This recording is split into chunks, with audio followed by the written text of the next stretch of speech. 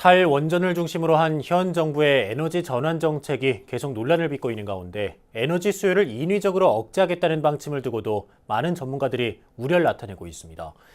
윤곽이 드러난 정부의 제3차 에너지 기본 계획을 이각범의 화쟁 토론에서 면밀히 들여다봤습니다. 김봉래 기자입니다. 탈원전의 속도가 어느 정도 늦춰질 것이라는 일부 기대와 달리 정부의 탈원전 드라이브는 계속되고 있습니다.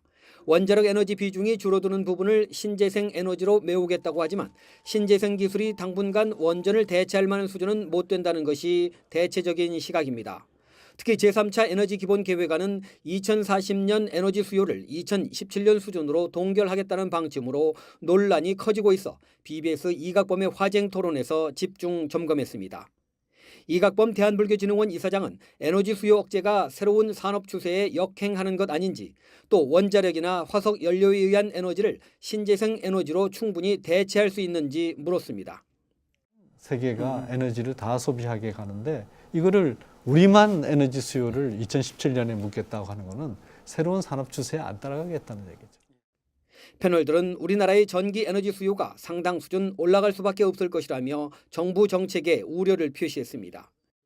이덕환 서강대 화학 커뮤니케이션 교수는 미국과 유럽에서 전력 수요가 줄고 우리나라 인구가 줄어든다고 하지만 산업 구조 등 상황을 제대로 비교해야 한다면서 2040년에 에너지 총량은 줄어들지 몰라도 피크 전력은 계속 늘어날 가능성이 있다며 대비를 주문했습니다.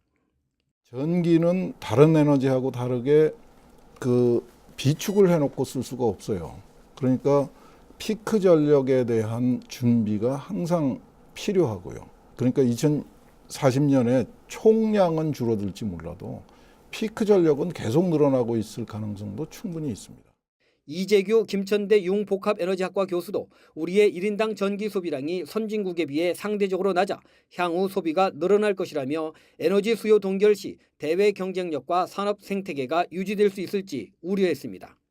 이 모든 제품은 고에너지 소비 제품입니다. 전기를 그렇죠. 쓰지 않으면 네. 상품을 생산할 수가 없는 거예요. 네. 그러면 정말 전력 에너지 수요를 억제하고 동결했을 때 우리나라의 경쟁이나 산업 생태계가 현 상태로 유지할 수 있느냐?